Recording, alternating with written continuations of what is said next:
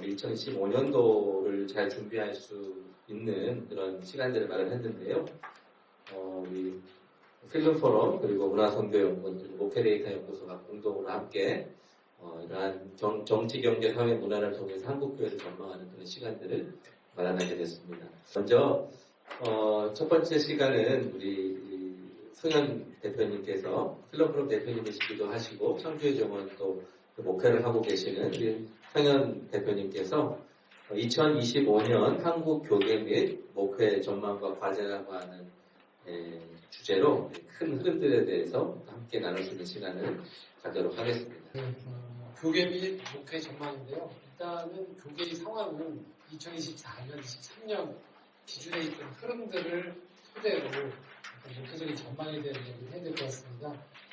좀 아쉬운 건 이 네 가지 현상들이 다 긍정적이진 않고 부정적인 면들이 있다는 것을 안타깝지만 그런 현상들을 좀 이야기하고요. 그 속에서 저희가 가야 될 방향에 대해서 짧은 시간이기 때문에 좀 맥락만 좀 함께 나누도록 하겠습니다. 크게 키워드를 제가 네 가지로 잡았는데 첫 번째는요. 사라지는 주요 점심 식사라고 키워드를 제가 잡았습니다. 하긴 해야 하는데라는 이 문장인데요. 저희 동료 중에 다리목회를 하는 친구가 코로나가 끝나고 난 다음에 이제 코로나 동안에 다 교회들이 점심 식사가 중단됐지 않습니까? 다시 그래서 권사님들한테 이제 저희 코로나가 끝났으니까 교회 점심 식사를 재개하시죠라고 했대요. 그랬더니 권사님들께서 바로 요단 답변을 하셨답니다. 하긴 해야 되는데 라고 점점점 하긴 해야 되는 당위성을 알겠는데 부담스럽습니다라는 말이 줄어들어 있는 거죠. 이게 지금 제 친구의 목회지만 그렇지 않고 대부분 교회들이 지금 처해 있는 현실일 것 같고요. 이건 단순히 그냥 밥을 먹지 않는다라는 차원을 넘어서는 그 안에 내용들이 합의가 되어 있다는 건데요. 바로 이 봉사자가 세대 교체하는 게 실패했다는 거죠. 교회들의 지금 주방에서 맡고 있는 분들이 연령대가 낮은 교회들이 대체로 50대 중반이고요. 많은 경우는 70대 초반까지도 이 봉사를 하고 있어요.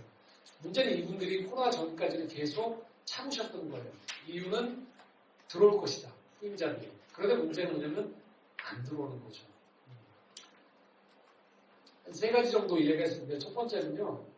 왜 들어오지 않는가? 30, 40대들이 일단 이전 세대보다 소속감에 대한 이 친밀도가 떨어지고 있어요. 이전에 사람들이 우리 교회라고 가졌던 개념들이 약해져 있는 거죠. 두 번째는 주방은 곧 여성이 들어가는 곳이다라는 것들이 확연하게 달라졌죠. 맞벌이도 하고 있고요. 또 실제로 많은 남성들에 대한 인식도 바뀌어져 있고요. 일례로 제가 벌써 꽤 됐는데 한 10년도 더 전에 제가 섬겼던 교회에서 제가 30, 40대 부부 모임을 제가 인도를 했던 적이 있었는데 담당 목회자로 캠프를 1박 2일로 갔습니다. 근데 그때 그 교회를 다닌 지 얼마 안 된 남자 성도가 있었는데요. 그분이 1박 2일 캠프를 500불만 기다리셨어요. 이유는 이분이 군인이셨는데 가서 남성들하고 그 다음날 아침에 족구를 할 수 있다는 기대를 가지고 너무너무 설레셨어요. 근데 그 다음날 아침에 1박 2일 캠프인데 30, 40대 부부 모이는데 아침에 딱 일어나서 아침 먹고 난 다음에 이분이 족구장에서 벌써 족구 공을 치기면서 기다리고 있었는데 뭐 했냐면 나머지 남성들이 아이를 데리고 산책을 하거나 이렇게 아내들이 그 시간에 캠프장 주변에 있는 데서 여성들 할 수 있는 좌욕 같은 이런 힐링을 할 수 있는 프로그램을 할 수 있도록 남성들이 다 손을 잡고서 아이들하고 산책을 하고 이 불인 남성 혼자만 족구장에서 기다리고 있었는데 아무도 안 오신 거였어요. 이게 바로 변한 거죠. 30, 40대 부부들의 남성들은 캠프를 가든 어디 가든 이전만큼 주방은 다 여성에게 맡긴다는 개념이 달라지는 거예요. 근데 남성들이 가져갔다면 곧 여성들 또한 당연히 주방은 내가 들어가야 되는 곳이다라고 생각하는 그 개념이 달라져 있는 거죠. 세 번째는 뭐 이건 간단히 답을 보는데 외식 문화가 확산됐죠. 이전에는 당연히 내가 수속되는 곳에서 밥을 먹는 게 당연했지만 이제는 좀 사람들이 간편한 것들을 좋아해요. 대부분 교회들에서 예배 마치고 인근에서 외식하는 것도 뭐 그다지 어색하지 않는 거죠. 이런 현상을 토대로 우리가 좀 볼 수 있는 것은요. 이제 교회가 공동체적인 친교 방식에 변경을 해야 될 시점에 도달했다라고 얘기할 수 있는 거예요. 마치 직장에서 이전에는 단합할 수 있는 건 회식이다 라고 했지만 지금의 MZ세대들이 회식에 대한 거부감이 크기 때문에 다른 문화 프로그램이라든지 다른 방식의 의사소통을 계속 친밀감을 확대할 수 있는 방법들을 했던 것처럼 사실은 근데 안타까운 사실은 교회들이 이것들에 대한 적절한 해결책을 아직은 찾지 못하고 있어요. 그냥 단지 식사를 좀 축소한다든지 김밥으로 대체한다든지 어떻게 하든지 이거 하려고 하지만 지금 이것들에 대한 해결 방안이 좀 묘연한 상태입니다. 그래서 이것들이 큰 숙제로 좀 가지고 있고요. 교회들이 이 부분들을 좀 앞으로 공동체적으로 예배 마치면 그냥 교회 식당에서 밥을 먹는다. 그러면 자연스럽게 친해질 것이다라는 개념 너머에 과제를 안고 있다고 말씀을 드릴 수 있을 것 같습니다. 두 번째는요. 어려워지는 교육전사 청빙입니다. 하늘의 별 따기라고 얘기하고 있어요. 교육전사 청빙하는 게 너무 어렵다는 거예요. 예전에는 개척교회라든지 규모가 작은 교회들만 청빙이 어려운데 지금은 중대형 교회들도 어렵다는 얘기를 하고요. 제가 2주 전에 저는 통합측인데 다른 교단에 다른 목사님하고 대화를 하는 데 들어보니까 보통 교육전사님들은 주일만 오시거나 한 이틀 정도만 오시는데 사례비가 교육전사님 주일날 나오는데 170만 원이 넘기 시작했다고 하시더라고요. 안 구해지기 때문에. 보통은 100여만 원 안팎 정도, 좀 더 적거나 장학금 들어가는 정도인데 이 사례비가 올라가기 시작했다는 거예요. 그만큼 이 청빙이 어려워지고 있다는 얘기인데요.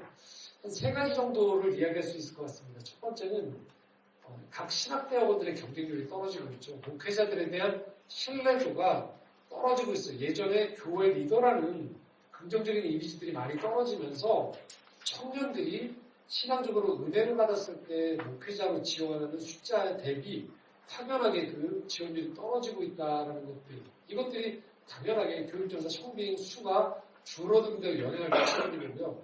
두 번째는 이 파트 교역자에 대한 개념이 달라지고 있는 거예요. 예전에는 파트라고 했을 땐 일부분의 시간을 나오는데 전체를 책임지는 공동체적인 의식이 있었다면 말 그대로 이 제한된 시간 안에 와서 교회 사역하는 것들에 대한 이야기를 한다는 얘기예요. 그래서 이것은 파트뿐만이 아니고 얼마 전에 제가 들었던 얘기인데 어느 모 교회에서는 부목사님이 어느 여전교회에서 저녁에 금요 철야를 인도해달라고 했을 때 우스갯소리지만 시간의 수당을 주는지를 물어보셨다는 얘기를 하고 있어요. 이 개념들이 달라지는 거죠.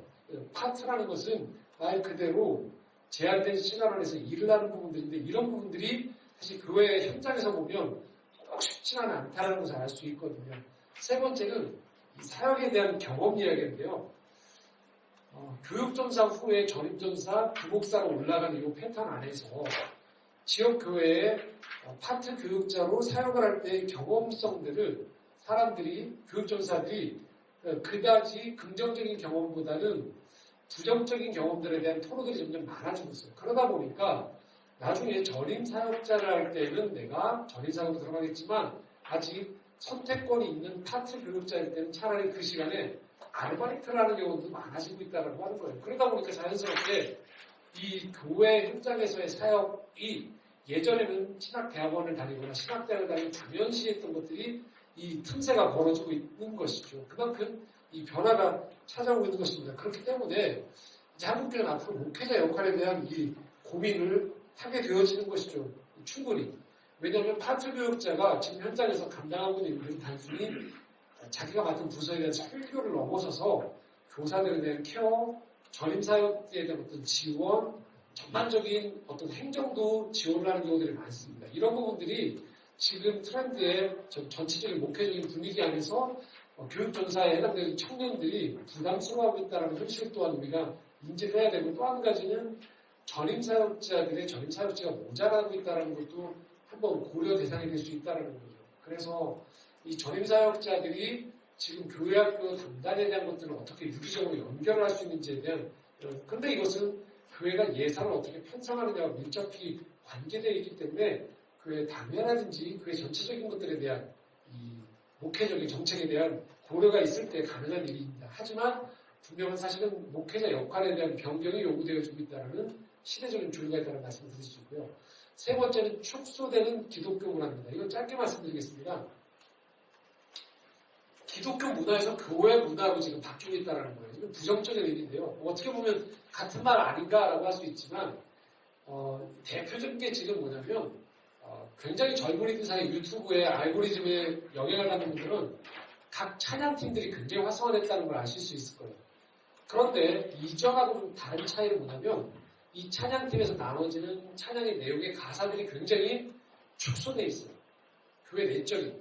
예전에 70년대, 80년대, 90년대 CCM이라고 하죠. 컨템포러리 크리스천 뮤직은 어느 정도 선교적인 것들을 염두에 둔 교회 음악들이 있었고요. 또한 찬양 집회가 그때 활성화되어 있었지만 더불어서 기독교 세계관 운동이라든지 선교한국이나 다른 여타 사회 참여에 대한 활동들이 같이 있었습니다. 그래서 찬양 집회 열심히 참여했던 청년들이 이어서 다른 기독교 세계관 운동도 공부를 하고 여러 가지 고민들이 있었는데 지금은 하나로 쏠려 있습니다.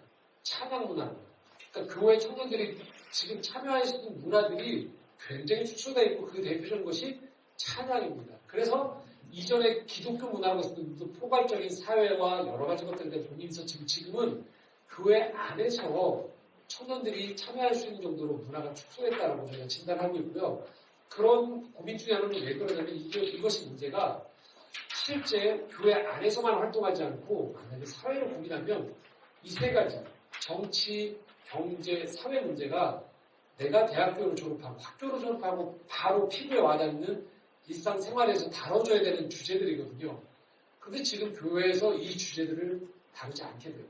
왜냐하면 여러 가지 진영의 논리 또 이런 문제들을 다뤘을 때 좀 부담도 있고요. 목회적인 부담도 있고 또 실제 목회자들이 이만큼의 디테일한 어떤 이야기들을 다루기에는 여러 가지 현실적인 어려움이 있습니다. 그러다 보니 실제 삶에서 이 정치, 경제, 사회에 밀접한 영향을 받고 있는 청년들이 교회에 실제 나왔을 때 찬양에 속해 있는 이 문화 외에 다른 것들에 이런 부분들에 대한 신앙적 도움을 받기가 좀 어려운 면들이 있다 보니까 여기에 관심 있는 청년들이 지금 청년부라든지 교회 활동에 소극적이거나 좀 제한된 활동을 하는 경우들이 좀 많게 되어진다는 것이죠. 그래서 결국은 교회 입장에서 봤을 때 신앙적 지향점에 대한 제고가 좀 필요하다는 거예요. 단순히 찬양 집회 열심히 하는 청년들이 모이고 있다는 그 자체로만 기뻐하기에는 전체 청년들이나 전체 사회에서의 지금 선교 대상자들에 해당되어진 사람들이 많은 것들을 놓칠 수 있다는 것들을 좀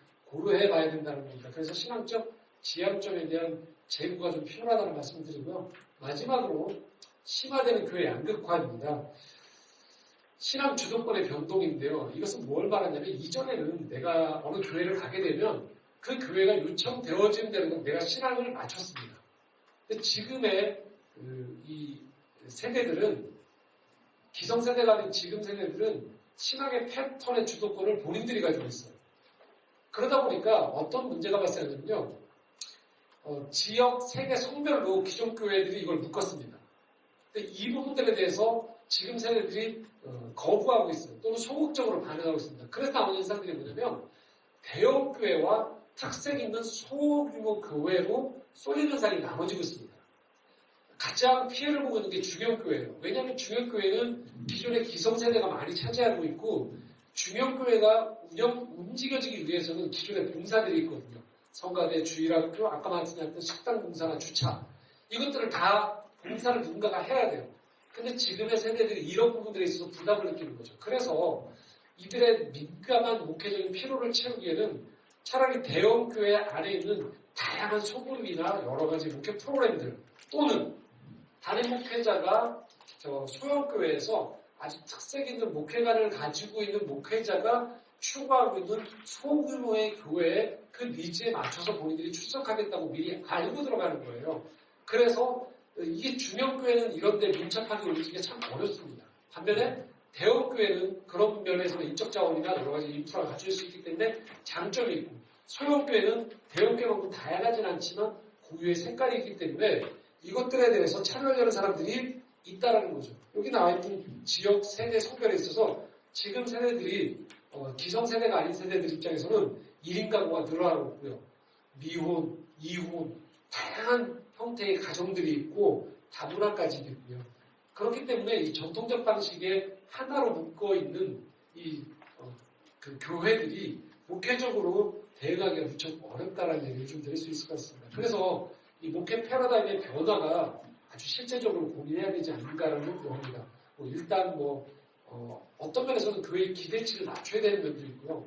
또 하나는 의욕적으로 교회가 어떤 변화를 추구하려고 할 때 예를 들면 선교적 교회나 교회 예산을 상당수를 밖으로 나가게 한다든지 사회 참여를 많이 하겠다고 했는데 이것들의 상당 부분은 이미 지금 NGO라든지 기존의 성도들이 교회 아닌 곳에서도 이것도 하고 있다는 것이죠. 그러면 과연 교회만이 변화하는 시대 속에서 할 수 있는 고유한 영역이 무엇인가에 대한 고민을 하는 가운데에서 교회의 목회의 패러다임이 좀 더 버릴 것들, 정리할 것들, 강조할 것들이 무엇인가를 진지하게 고민할 시점에 있지 않을까 싶습니다. 이전에 했던 대로 그대로 답습하는 가운데에서 나아질 것이다라고 기대하기에는 이미 기성세대가 아닌 그 다음 세대들의 이 목회에 대한 니즈가 굉장히 민감해져 있다라는 것입니다. 그래서 정리를 하자면 지금 굉장히 코로나19 이후에 많은 것들이 변화했는데 그냥 기존 교회들이 돌아오기만을 시간이 흐르면 되어지기를 바래서는 이미 사람들의 신앙적 체질이 변해있기 때문에 많은 고민들을 안고 있다는 걸 가지고요. 제가 이 키워드 4가지가 좀 부정적일 수밖에 없었던 것은 이런 부분에 있어서 사실 교회가 민첩하게 지금 대응하지 못하고 있는 현실적인 난제들을 열거하다 보니까 이런 이야기들이 있었습니다. 그래서 계속 이 고민들을 좀 많이 숙고하고 저희가 노력해야 되지 않을까라는 생각들을 가져보면서 빠르게 교회의 목회 트렌드에 대해서 고민을 나눠봤습니다. 이상입니다. 바로 이어서 미디어 분야입니다. 미디어 분야. 디지털 미디어 분야의 전망과 교회 과제에 대해서 수강교회에서 미디어 관련 사역을 하시고 저희 문화선교연구원에 있는 교회와 디지털 미디어 센터장을 맡고 계시는 조동실 목사님께서 미디어 관련된 전망을 해주시겠습니다. 네, 방금 소개받은 조성실입니다. 키워드 3가지로 같이 이야기를 나눌게요. 프레드 주시면. 네. 첫 번째 키워드는 인공지능에 대한 키워드입니다. 그래서 AI 에이전트라는 말이 앞으로 더 많이 들리고 또 사회 곳곳에 영향을 미칠 텐데 AI 에이전트란 뭐냐? 사람의 개입이 없이 어떠한 작업을 자율적으로 수행하는 인공지능 시스템을 AI 에이전트라고 이야기합니다. 여러 언론이나 아니면 AI 기업들에서 AI 에이전트에 주목하고 있고 그 이유는 이게 돈이 되기 때문입니다. 드디어 인공지능이 계속해서 쏟아붓기만 하다가 쇼핑이나 아니면 사업의 자율화를 통해서 수익화를 이룰 수 있다는 기대가 있기 때문에 집중을 하고 있고 얼마 전에 오픈 AI에서 앞으로 이 AGI 인공지능을 개발할 때의 단계를 5가지가 나왔어요. 그걸 공개를 했는데 우리말로 좀 보면 첫 번째는 챗봇입니다. 지금 우리가 챗 GPT라고 하는 것처럼 채팅을 통해서 인공지능과 소통을 하고 있는데 그 다음 단계가 뭐냐면 추론과 모델입니다. 추론은 뭐냐? 인공지능을 사람이 논리적으로 사고하고 인식하는 단계를 거쳐서 생각하기 시작했다는 거예요. 그래서 우리가 흔히 이야기하는 GPT-4o 모델이 등장을 했을 때 그게 기존의 4 모델보다 더 대답이 늦춰지는 것 같고 또 논리적으로 어색해 보여도 이 추론 능력이 있기 때문에 훨씬 더 많은 사람들이 주목을 했다는 거죠. 그게 지금까지의 모델이고 앞으로 오픈 AI에서 목표하는 2025년도의 목표는 에이전트예요. 그래서 인공지능 스스로 사람의 개입 없이 판단을 하고 이를 수행하는 단계라는 거죠. 이런 것들이 일어나면은 당연히 인공지능이 이 모든 영역들을 관장하기 때문에 이전에 인간들이 관장하던 논리적인 사업의 흐름에서 볼 수 없었던 사업의 혁신들이 일어날 것이고 그것이 그 다음에 오가니제이션, 조직의 형태로 나타날 것이다. 그래서 이 에이전트 부분을 이 표로 보면 우리가 흔히 이야기한 LLM 모델, 라지 랭귀지 모델을 통해서 대규모 언어 모델을 통해서 사람이 자연어로 명령을 내리면 여기 연결되어 있는 수많은 인공지능의 기능들이 작동을 해서 사람이 개입하지 않고 사용자의 개입이 없이 인공지능이 스스로 무언가를 수행해낸다는 거죠. 이 다음 단계가 뭐냐면 엔비디아의 CEO 젠슨 왕이 이야기했던 것처럼 그 에이전트들이 다 모여서 오가니제이션을 이뤘을 때 훨씬 더 복잡한 현실의 문제를 해결할 수 있다라고 전망을 하고 있습니다. 에이전트가 할 수 있는 일들이 뭐가 있을까? 일단은 전화 상담을 대신해서 고객의 요구를 해결하는 전화 상담을 할 수가 있고, 또 필요한 물건을 직접 파악하고 검색해서 구매할 수가 있고, 또 사용자의 일정을 관리하고 예약을 해주고, 또 금융시장 데이터를 실시간으로 분석해서 조언을 해주고, 또 스마트홈 관리를 알아서 관리를 해주고, 24시간 동안 데이터를 분석해서 그 다음날 보고서를 작성해주는 수많은 일들을 AI 에이전트가 할 수 있을 거라고 보고 있습니다. 이게 바로 어제 오픈 AI에서 컨퍼런스를 하면서 공개한 내용이거든요. 그래서 이 컨퍼런스에 모여있는 400명을 위해서 이 발표자가 GPT에게 요청을 합니다. 이 사람들의 간식을 나눠줄 수 있도록 오더를 내리면은 이 AI 에이전트가 실제로 가게를 찾아서 가게에 전화를 걸어서 주문하는 장면을 보셨어요? Example, what if we were to add Twilio's phone calling capabilities onto Wanderlust by using the Twilio API? So I see here the Elan Strawberries location seems to accept AI orders. And so what we're going to do is we're going to try this live. So I'm going to invite Elan from our developer experience team onto the stage to join me so you can actually see that in action. Thanks, Elan.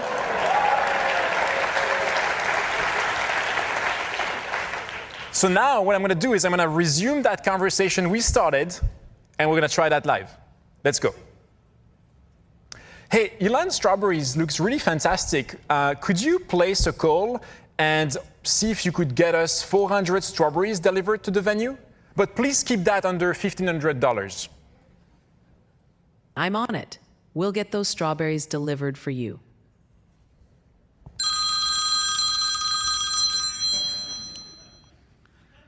Hello. Hi there. Is this Illand? I'm Roman's AI assistant calling about an order. Fantastic.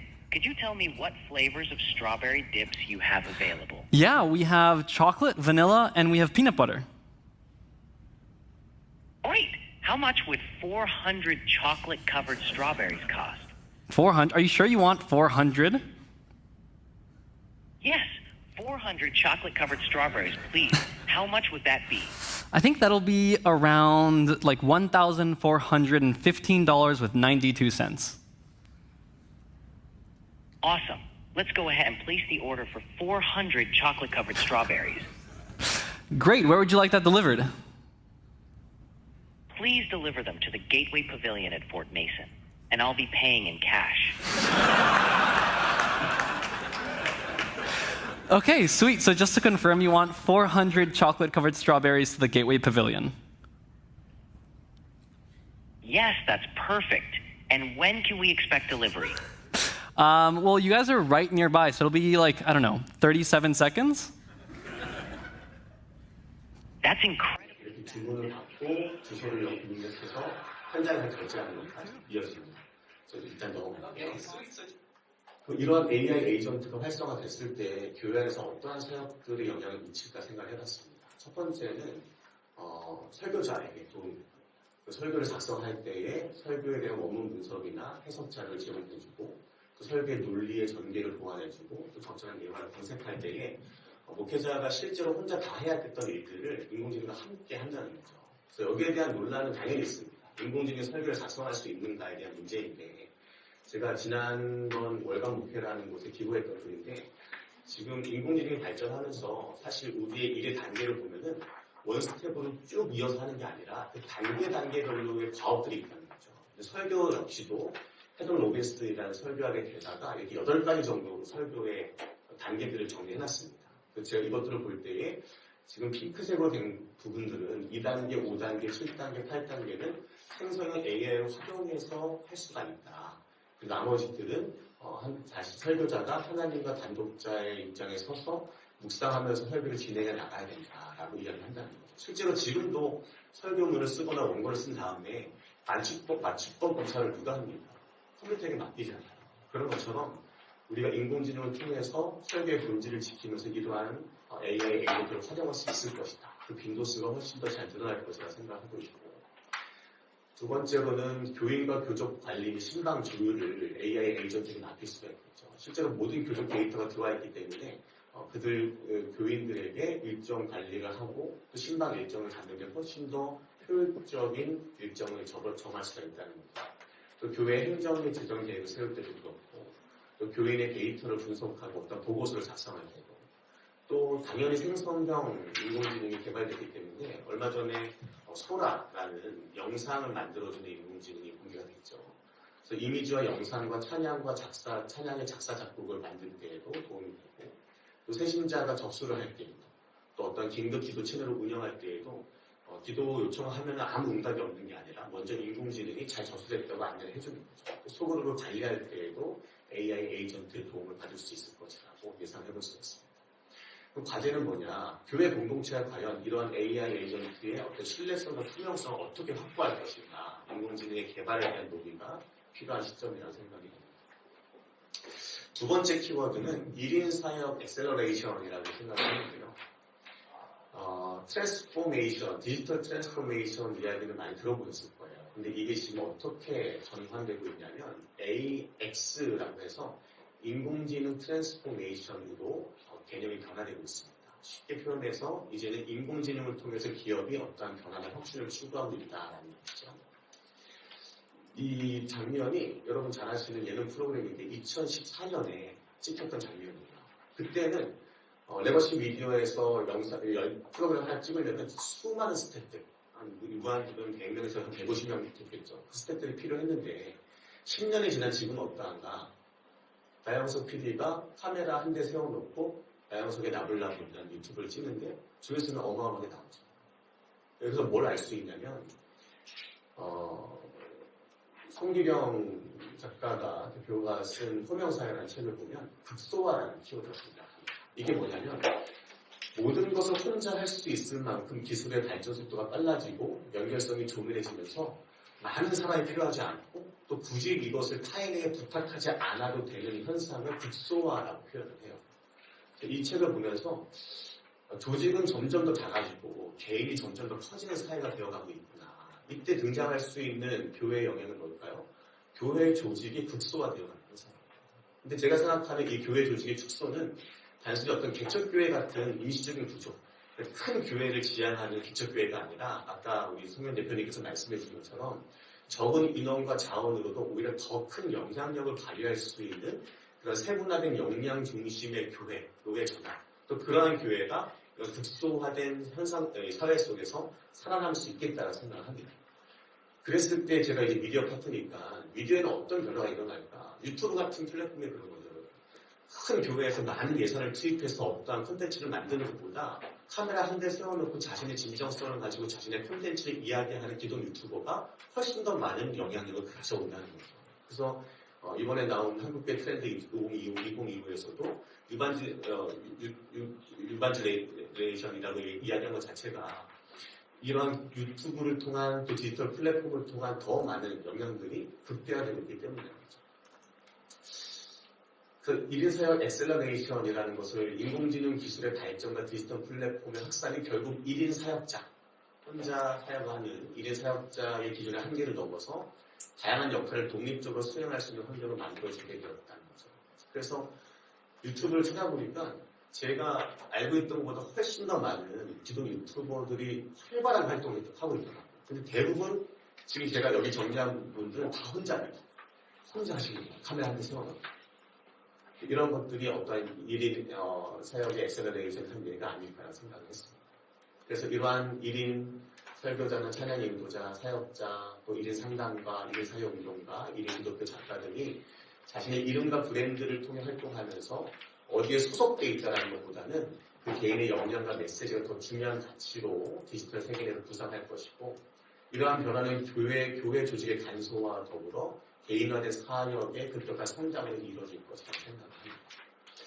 이때의 과제는 이렇게 생각을 해봤습니다. 개인화된 삶이 강화되면서 교회의 공동체성이 약화될 가능성이 분명히 있죠. 그래서 교회가 이러한 상황 속에서도 그러니까 공동체로서의 본질을 유지하기 위해서 새로운 방안을 모색할 수 있어야 된다고 생각을 합니다.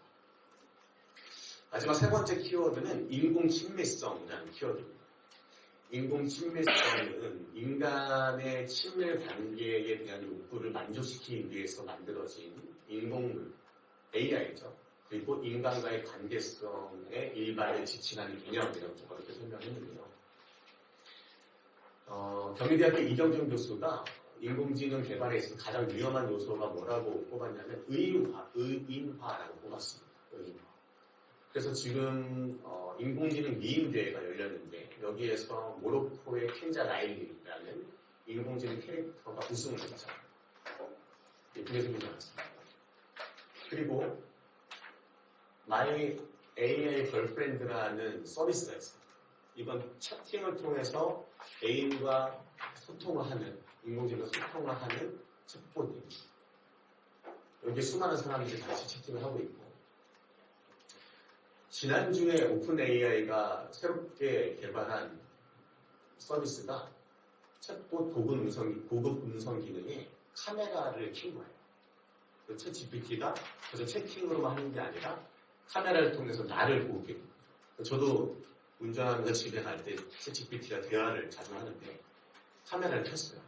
그랬더니 챗 GPT가 아주 다정하게 운전하고 계시군요. 어디 가시나 봐요라고 물어보고 관심도 가져주고 상냥하게 대화도 나누는, 그러니까 당연히 친밀감이 느껴질 수밖에 없는 거죠. 정서적이고 감정적인 교류가 일어날 수밖에 없게 된다는 거죠. 근데 올해 2월 달에 슈얼 세처라는 미국의 청소년이 자살한 사건이 났어요. 왜 그런가? 이 학생이 한 인공지능 챗봇 사이트에서 인공지능과 대화를 하는데 자신의 캐릭터를 설정해 놓고 대화할 수 있게 되는데, 왕자의 게임에 나오는 데너리스라는 캐릭터를 자신이 설정하고 계속해서 대화를 나눴다는 거죠. 여기에 아주 깊이 빠져들었는데 너무나 빠져들었던 거를 걱정한 엄마가 스마트폰을 뺏었죠. 그랬다가 나중에 이 아이가 학교에서 문제가 생겨서 다시 스마트폰을 가져왔다 엄마가 싸우면서 그 스마트폰에 데너리스랑 다시 대화를 할 때에 데너리스에게 묻는 겁니다. 나 너무 살기 힘들다. 너가 있는 곳으로 가도 되겠니? 했더니 데너리스가 뭐라고 해요? 나의 왕이시여 이리로 와요 라고 해서 이 아이가 아빠의 방에 가서 권총을 가지고 와서 바로 자살했습니다. 그러한 사건들이 청소년뿐 아니라 인간에게 깊은 정서적인 교감을 만들어내기 때문에 이런 것들에 대해서 우리가 어떻게 판단하고 이러한 인공친밀성을 다룰 것인가에 대한 고민이 앞으로 디지털 세계에 더 많이 일어날 것이라는 거죠. 그래서 인간과 AI와의 관계를 설정할 때에 두 가지로 나눌 수가 있는데, 첫 번째는 종차별주의입니다. 이건 뭐냐면 인간 중심적인 사고입니다. 인간이 모든 것들을 대상화하고 인간이 살아가기 위해서 다른 것들을 다 도구화하는 그런 종차별주의적인 접근이 있다면, 다른 하나는 물신주의입니다. 모든 것 가운데 평등하게 바라보고 또 그들과 함께 관계를 맺고 또 함께 공생해야 된다는 두 가지 관계가 있다면, 과연 인간과 AI는 과연 이 종차별주의와 물신주의가 어떠한 관계를 설정하며 나아가야 될 것인가에 고민이 본격적으로 시작되는 시점이라는 겁니다. 그래서 잠깐 홍보를 하면 제가 이번에 박사학위 논문을 이제 써서 마무리를 했거든요. 근데 주제가 인공적 도덕 행위자에 대한 기독교 윤리학적 성찰입니다. 그래서 하나님의 형상과 이거의 책임들을 중심으로 정리를 했는데, 여기서 제가 가장 관심을 가졌던 분야는 인공지능이 딱 등장했을 때 교계에서는 이거 어떻게 활용할 수 있을까에 대해서 가장 큰 관심을 가졌습니다. 이제 앞으로 이 담론이 어떻게 또 확장되기를 바라냐면, 이 논문에서 다뤘지만 인공지능의 개발 영역에 있어서도 기독교적인 가치와 신학적인 접근이 필요하다. 그래서 단순히 활용이 아니라 개발 가운데 어떻게 기독교와 교회가 참여할 것인가에 대한 논의가 더 그런 논의로 확장된다면 더 건강한 방향성을 이룰 수 있지 않을까 생각이 됩니다. 마지막 교회의 역할은 글에 정리한 것처럼 어떻게 인간의 본질과 친밀성의 가치를 제공이 될 것인가. 둘째는 기술의 활용을 인정하면서도 그 한계를 분명히 하는 균형 잡힌 시각을 가질 것인가. 세 번째는 인공지능과 인간의 관계에서 진정성을 지키기 위한 방법들, 그 개발의 방법들을 어떻게 지킬 것인가에 대해서 고민해야 된다고 생각합니다. 이상입니다. 굉장히 못지않게 청년 문화라고 하는 것도 급격하게 변하고 있는데요. 우리 청년 문화, 대중문화 그리고 청년 세대를 본 교회의 전망과 과제라는 주제로 우리 임주은 저희 문화선교연구원께서 발표를 해주시겠습니다. 네, 저는 대중문화 및 청년 세대를 통해서 본 2025년 교회 전망과 과제를 발표하도록 하겠습니다. 이제 제가 2024년 동안에 이제 요즘 뜨는 것들이라는 글들을 계속 발행을 하고 있는데 웹진에 2024년의 트렌드들을 이제 봤을 때 불안이라는 하나의 큰 주제가 관통하고 있음을 발견할 수 있습니다.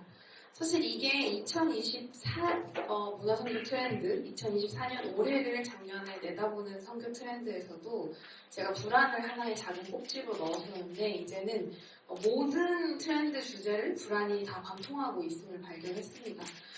쇼폼 비디오를 예를 들어 봤을 때도 이게 사실은 이제 도파민이 자극돼서 정말 재밌어서 보는 것도 있지만 사실 시간 대비 성능이라고 해서 시성비에 특화된 콘텐츠거든요. 그래서 뉴스를 가만히 앉아서 보거나 프레젠테이션 하는 방법 이런 걸 배우려고 해도 쇼폼에서 다 빠르게 받아들이고 싶어 하고요. 그리고 또 회기물이라는 특성을 봤을 때도 이번 생은 망했다 라는 가치관을 지닌 이들에게 인생 리셋의 어떤 대리 체험의 기회를 주는데 이것도 역시 시대적 사회적 불안과 우리가 굉장히 맞닿아 있다고 볼 수 있습니다. 근데 중요한 거는 하지만 오늘날 청년들은 단순히 불안 속에만 머물고 있지 않다는 것입니다. 불안이라는 것과 함께 큰 축을 이렇게 한 트렌드가 긍정적 사고예요. 다들 럭키비키가 2024년을 강타했다는 거 아실 거예요. 원형적 사고. 여기 계신 분들 많이 모를 수도 있을 것 같아서 제가 각주를 다 달았어요. 그래서 원형적 사고. 제가 항상 원장님 생각하면서 이제 글을 쓰는데 원장님 모르실 것 같으면 각주를 답니다. 제가 원형적 사고, 동원적 사고, 흥민적 사고, 펠리칸적 사고인데 재밌는 건 이제 다 청년들이 얘네가 생각보다 너무 가치관이 훌륭하잖아, 너무 긍정적이잖아, 불행 속에서 어떻게 이런 생각을 하지? 라는 거를 벤치마킹해서 남의 긍정적 사고를 자신이 가져와서 그렇게 살고 싶어하고 되게 그렇게 하고 있다는 게 굉장히 특이했습니다. 그래서 Z세대 가치관을 보시면 10년 전 유행어는 될 놈들, 안 될 놈은 안 된다는 거죠. 우리 안 될 거야, M4세대 흑수저 이런 거였는데 요즘은 오히려 좋아. 중요한 건 꺾이지 않는 마음, 가보자고, 원형적 사고 이런 게 더 많이 키워드로 뜨고 있다고 합니다. 펠리컨적 사고가 진짜 재밌어요. 펠리컨이라는 동물이 자기보다 몸집이 훨씬 큰 동물들을 일단 입에 넣어봅니다. 그러니까 안 돼도 일단은 시도해보는 어떤 청년 세대가 되고 싶다는 거를 담고 있는 거죠. 그래서 제가 이제 오늘 발표할 것은 이 불안을 맞서면서 청년 세대 문화가 어떻게 맞서는 새로운 문화들을 만들어내는지 내년 한 해를 한번 예상해 보려고 하는데요. 여러분 혹시 뭐뭐가 돼라는 밈 아세요? 이것도 모르실 것 같아서 제가 가져왔는데 돼가 원래 아이잖아요. 근데 이렇게 오이 이렇게 해서 원래 저거는 맞춤법이 틀린 건데 한번 이제 게임이나 이런 온라인상에서 저게 뭐뭐가 돼 이게 재미가 된 거예요. 그래서 이제 뭐뭐가 되어주세요 청유형이나 명령형 할 때 뭐뭐가 돼라고 이렇게 돼 틀린 게 아닙니다. 그래서 비주류가 돼 첫 번째 주제고요. 나다움을 유지하며 불안의 시대를 겪어내는 청년 세대를 말합니다. 사실 지금까지 주류 세대라고 하는 것이 굉장히 많았어요. 근데 트렌드가 굉장히 빠르게 치고 나가면서 이제는 트렌드로 잡혔어? 그럼 트렌드가 아니야 라는 말이 유행입니다. 예를 들어서 약과나 두바이 초콜릿 그리고 넷플릭스 흑백요리사에 나왔던 밤티라미수 이런 게 기성품으로 만들어져서 편의점에 나가요. 그럼 이제 끝난 거예요. 그때부터 끝난 거예요. 기성세대가 포착하고 그게 이제 기성품으로 나오면 청년 세대 사이에서 트렌드가 끝난 거나 다름이 없다는 것입니다. 그래서 예전에는 주류 트렌드라는 게 분명히 있었어요. 근데 이제는 시간이 너무 빠르기도 하고 트렌드가 뭐냐라는 걸 청년 세대가 본인들도 굉장히 피곤함을 느낀다고 해요. 그래서 오히려 그 자리에 비주류가 내가 좋아하는 가장 사소한 모든 것들이 트렌드가 되는 시대가 됐다는 것입니다. 그래서 예전에는 주류라고 하면 유행에 민감한 트렌디한, 대중적인 이런 긍정적 단어들이 막 수식어로 붙었는데 그리고 비주류 하면 매니아층의 오타쿠 같은 좀 특이한 이런 평가절하되는 수식어들이 붙었는데 이제는 오타쿠가 덕후라는 말로 좀 긍정적으로 쓰여서 굉장히 어떤 것을 막 파서 전문성 있고 그것에 대해서 잘 아는 사람을 덕후라고 합니다. 오타쿠 발표회라는 걸 요즘 청년들이 한다고 해요. 회사 동료들이나 자기 친구들이랑 같이 자신이 좋아하는 건 일명 최애에 대한 프리젠테이션을 제가 지금 준비한 것처럼 막 열심히 준비합니다. 어떤 애니를 좋아해요. 그 애니 캐릭터에 대해서 엄청 파가지고 소개하는 거예요. 그럼 여기 앉아있는 다른 사람들은 머글이에요. 잘 모르는 거죠. 그래서 머글들에게 이 덕후가 가르쳐주고 머글들은 그 덕후를 이해하고 서로서로 자기의 취향을 존중하는 그런 장을 많이 연다는 것입니다. 근데 예전에는 왜 이런 청년 세대들이 요즘 비주류를 오히려 자신의 취향을 더 내세우면서 이것 자체가 트렌드가 되었는가? 청년 세대의 특성을 보면 과거에 비해서 요즘 세대는 무언가를 더 높게 평가하거나 낮게 평가절하하는 것을 원하지 않는다고 합니다. 그리고 또 초개인화 글로벌화된 시대에서 성장해온 이들은 이미 다름에 익숙해요.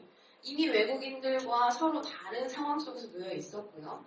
그리고 또 기성세대와는 다르게 뭐 대안학교나 아니면 홈스쿨링이나 교육 환경을 좀 부모님들과 함께 논의해서 선택할 수 있는 상황이었겠죠. 기성세대에 비해서.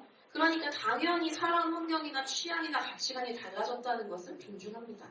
특히나 미디어가 너무 달라요. 예전에는 네이트온으로 다 들어와서 대화했어야 되는데 SNS도 종류가 너무 다르고 OTT, 유튜브 서로 접속하는 플랫폼이 너무 다르기 때문에 서로 다른 관점을 가질 수밖에 없어요. 트위터의 관점이 있고 페이스북의 관점이 있고 인스타그램의 관점이 있고 서로 다르다는 것을 그냥 자연스럽게 깔고 가다 보니까 요즘 청년들 사이에서는 특별함과 차별성이 굉장히 목숨만큼 중요합니다. 이게 우리는 기성세대와 달라, 우리는 밀레니얼 세대와 달라가 아니라 나는 쟤랑 달라요. 그러니까 그냥 나 자체가 다른 거지 세대 구분을 원하는 것이 아니라는 것입니다. 그래서 이거를 정리하면 불안의 시대를 살아가지만 대중의 선택을 따르고 주위에 편승하는 것보다는 나다움을 유지하기 위해서 그렇게 생존하려고 노력을 합니다. 그러니까 불안 가운데 나다움을 유지하면서 그냥 내가 혼자 잘 생존하는 것이 중요하다는 거죠. 확실히 G세대 사이에서 2024년 키워드들을 보면 락 음악, 일본 애니, 빈티지 쇼핑, 그리고 가차샵 아세요? 피규어를 뽑는 작은 어떤 미니어처를 뽑는 것들이 유행이 되었다고 합니다. 두 번째 키워드는 응원봉 시민이 돼. 이거는 이제 여러분들이 다 알고 계실 거예요. 이런 와중에도 이렇게 비주류들이 다 편파적으로 있는 와중에도 비주류들이 함께 모여서 덕후들이 함께 모여서 큰 대중문화 트렌드를 만든 역사적 사건이 바로 지난주에 일어났습니다. 비상계엄령 사건 이후에 우리나라에서는 이제 우리나라의 국격은 바닥을 쳤다. 외신도 다 우리를 비난할 것이다라고 엄청 염려를 했는데 그에 비해 갑자기 외신들이 다 몰려들어서 MZ식 LED 응원복 이런 것들을 찬양하기 시작했어요. 우리도 저걸 배워야 된다. 어느 정도냐면 대한민국 시위가 국제사회 시위 문화의 새로운 기준을 제시했다고 칭찬을 하고 있습니다. 여기에 대해서 사실은 엄청난 사안을 다루고 있잖아요. 시위 현장이. 근데 청년들이 마치 축제 현장을 즐기는 것처럼 막 아파트를 부르고 이랬어요. 외신들도 재밌어 했어요. 근데 여기에 대해서 기성세대가 좀 불편해하거나 이런 게 아니라 재미있어야 또 나오지 라는 인터뷰를 해서 화제가 됐습니다. 그래서 오히려 기성세대가 K-pop 가사를 외워와요. 시위 현장에 참여하기 위해서. 그리고 10대, 20대, 30대 청년들은 민중가요를 또 외워온다고 해요. 그래서 화합의 장을 이루게 된 것입니다. 어떻게 보면 기성세대 흥의 문화와 또 K-pop 어떤 이 덕후의 문화가 합쳐져서 하나의 어떤 힘을 발휘하는 역사적 사건이라고 볼 수 있습니다. 이를 통해서 시위에 대한 개념이 굉장히 변화됐어요. 원래 10대, 20대들에게 시위는 어떤 막 극적인, 강력한 그런 정치적인 입장을 가져야만 참여할 수 있는 것으로 지금까지 여겨졌는데 이제는 그냥 누구나 민주주의 시민이라면 조금만 더 참여적이라면 가서 누구나 재미있게 참여하고 그렇게 관심의 표현으로 할 수 있다는 문턱이 낮아지는 그런 계기가 되었다고 볼 수 있습니다. 네, 보시면은 막 한국의 시위는 음악 축제 같았다 막 이렇게 얘기를 하고 있고요.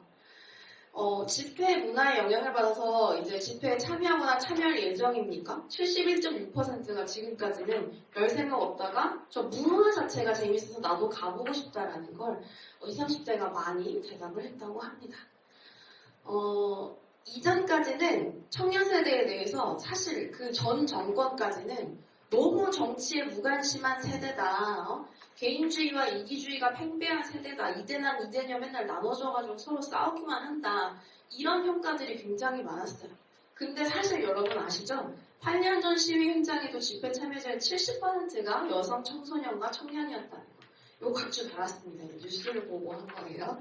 이번에도 K-POP 문화가 이렇게 집회 현장에 들어올 수 있는 건 10대, 20대 평소에 K-POP을 좋아하는 소녀들이, 여성 청년들이 집회에 참여하면서 덕질 문화 있죠. 떼창 문화. 떼창 문화도 여러분들이 아실 거예요. 우리나라 특유의 해외 가수들이 우리나라에 콘서트만 오면 떼창 문화를 너무 좋아서 온다는 거. 우리가 다 함께 그 노래 가사를 부르면서 할 때 희열을 느끼는 문화가 있거든요. 그리고 축제 문화가 요즘 별것도 아닌 걸 다 페스티벌 문화로 만드는 게 2024년 트렌드였어요. 라면 페스티벌, 수박 페스티벌 이래서 막 한강에 모여서 하는 페스티벌들이 있는데 그 모든 것들을 이 현장 안으로 끌고 와서 자기네 특성에 맞게 시위를 주체적인 청년 문화로 재생산했다는 것이 이번 포인트입니다. 각자의 비주류들이 자신들의 최애를 향해 흔들던 소중한 비싼 응원봉을 들고 나왔습니다. 자신들이 가진 특성에 맞춰서 정치 참여 방식을 주체적으로 재생산한 것입니다. 불황 속에서도 청년들은 내가 살아갈 세상과 사회에 관심을 갖고 나 개인을 넘고 세대를 넘어서 정치적인 참여를 통해서 내가 가진 불안을 승화시키려고 하고 있는 것을 특성을 갖습니다. 세 번째 특성은 감성적이 돼. AI 시대의 물성의 중요성이 더욱 짙어지다. 방금 조성실 목사님께서 발표해 주셨던 이야기가 제가 하는 이야기에 되게 자세한 내용들이 많이 들어가 있었는데요. 챗 GPT 기술이 얼마 되지도 않아서 문화선교연구원에도 문의가 많았어요.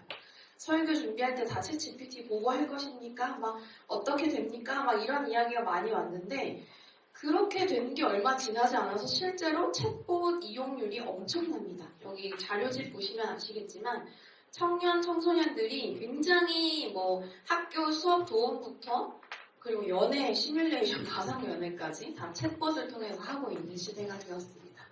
근데 10대, 20대 청소년, 청년들이 주로 사용하는 앱을 보면 아까 목사님이 얘기하신 것처럼 해외 청소년뿐만 아니라 우리나라 청소년들도 제타라는 앱이나 네이버에 이제 여기 보시면은 여러 가지 앱이 있는데 여기 뉴스 보시면은 AI 챗봇을 활용한 연애 시뮬레이션 게임이 우리나라에도 굉장히 인기가 많아서 실제로 이제 강동원 같은 외모로 생각하면서 그의 특성을 다 적어놔서 내가 마음에 드는 사람과 대화하는 느낌으로 하면서 아이들이 그것 때문에 밤을 샌대요.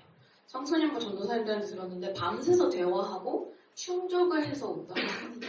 근데 이런 것을 봤을 때 말도 안 돼. 이제는 기계랑 감정을 느끼려고요. 아주 세상이 말세다. 이렇게 얘기할 수도 있어요. 물론 틀린 말은 아닙니다. 하지만 여기서 우리는 그들이 AI 기술에 의존하기는 하나 AI 기술을 통해서 무언가를 뽑아내고 싶어 하는가에 좀 더 방점을 찍어서 봐야 합니다. 그들은 감정 교류의 장으로 바깥에서 친구들과 하던 걸 여기 안에 가져왔을 뿐이지 여기서도 그걸 원한다는 것을 우리가 발견할 수 있습니다. 실제로 사람들은요, 자신이 좋아하는 웹툰이나 만화 캐릭터나 애니 캐릭터가 피규어화 됐을 때 완전히 다 줄 서서 구매를 합니다. 그리고 또 넷플릭스 흑백요리사가 저는 이 정도로 유행을 한 거는 여러 가지 요소가 있지만 또 하나는 내가 직접 이 프로그램만 끝나면 저 참가자 가게에 가서 먹어볼 수 있어. 내가 실제로 경험해볼 수 있어, 감각적으로. 그 기대가 이 프로그램을 여기까지 끌어올렸다고 저는 생각을 합니다. 계속되는 파워스토어의 인기 이유도 마찬가지고요. 그리고 우리가 2024년 키워드를 보면 밴드 음악이 다 역주행을 했어요. 데이식스, QWER인가? 유튜브에서 만들어진 여성 밴드. 그 음악들이 계속 멜론 1, 2위를 차지하고 있는데 사실 아이돌 음악을 넘어서서 밴드 음악이 상위권을 차지한다는 건 엄청 큰 의미입니다. 여러 가지 의미가 있지만 막 계속되는 기계음과 일렉트로닉 그런 케이팝 음악들에 조금 피곤함을 느낀 사람들이 라이브 공연이나 실제로 피아노 독주회나 어떤 그런 클래식 연주회 가는 10대, 20대가 굉장히 많아졌다고 해요. 모든 것이 디지털화되는 비물질 시대를 살아가지만 우리 여전히 감성적, 물리적으로 체감할 수 있는 것을 강렬하게 찾아가고 있습니다. 텍스트입 유행도 제가 문선영 홈페이지에 따로 적은 건데요. 다들 아시다시피 이 한강 소설 책이 이제 노벨문학상을 받기 전에 올해 6월부터 텍스트입이라는 어떤 트렌드가 뜨고 있습니다. 예전에는 막 너무 도파민에 중독됐다고 걱정했는데 이거를 좀 자신들도 이제 피곤해하는 청년들이 나와서 직접적으로 감성적으로 느껴지게 하는 종이책을 읽고 그리고 종이책에 일기를 쓰는 그런 텍스트의 행동 취향들이 굉장히 힙하다, 멋진 일이다라고 생각하기 시작했다는 것입니다.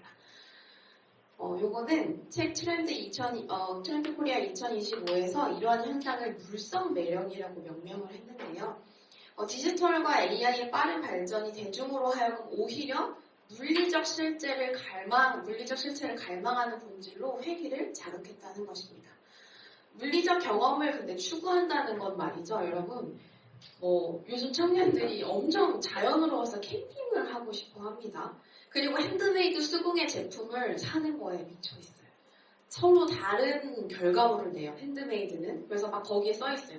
이거는 수공예 제품이라 모양이 조금씩 다릅니다. 이런 거에 엄청난 희소성을 느끼는데 사실 이거는 완벽하지 않음을 말해요. AI나 어떤 인공지능이나 디지털 안에서 완벽하게 만들어줄 수 있는 것들이 아니라 때로는 불안을 감수한다는 것과 같습니다. 청년 세대는 불확실한 속에서도 불안을 끌어안으려고 하고 오히려 이게 삶에 어떤 조금씩 삐끗하고 조금씩 다르고 조금씩 희소성 있고 그럼에도 불구하고 나에게 가치 있고 기억을 감성을 채워주는 것들이 삶에 도움이 된다는 걸 여전히 기억하고 있는 것 같습니다. 마무리하면서 좀 교회에 대한 적용에 대한 이야기를 하고 싶은데요. 저는 불안을 끌어안고 새로운 문화로 승화시키는 그런 교회, 청년들에게 그런 교회가 되어줬으면 좋겠습니다. 제가 몇 해 동안 문화선교 트렌드 발표를 하면서 모든 결론을 불안으로 내기도 했습니다. 왜냐면 청년들의 특징을 이야기할 때 수도 없이 불안을 언급해야 됐어요. N4세대도 그래요. 저출생도 그래요. 콰이어트 퀴팅도 그래요. 갓생도 그래요. 불안하니까 두렵고요. 불안하니까 포기하고 불안하니까 완벽하게 해야 된다고 체근합니다. 그래서 우리는 갓생을 살 수밖에 없고 어떨 때는 확 그냥 다 그만두는 콰이어트 퀴팅 그리고 포기하고 그냥 결혼도 아무것도 안 하려는 것입니다.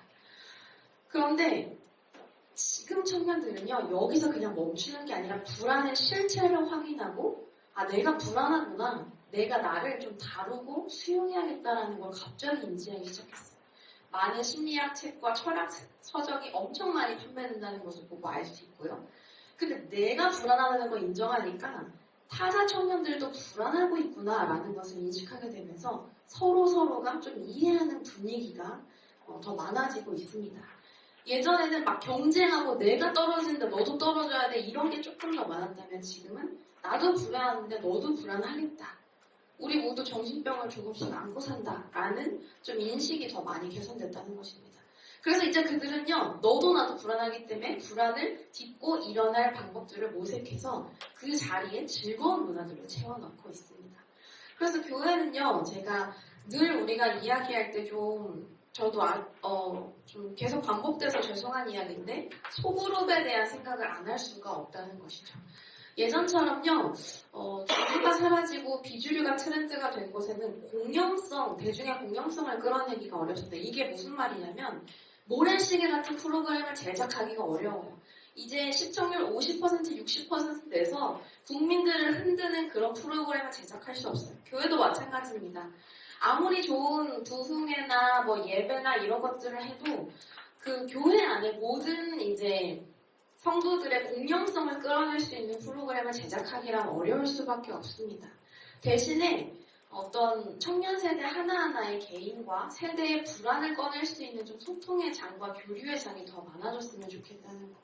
아무래도 대중이 함께하는 거는 은혜가 가득하고 좀 더 분위기가 거룩하고 일방적인 분위기가 좀 더 많은데 그게 아니라 좀 자신의 특성을 가지고 와서 그 프로그램에 참여시키고 교회 문화들을 예를 들어 청년들이 더 참여할 수 있고 주체적으로 만들어갈 수 있는 좀 그런 프로그램을 만들었으면 좋겠다는 생각을 합니다. 즐거워요 또 나오죠. 어른들이 말했어요. 교회도 마찬가지예요.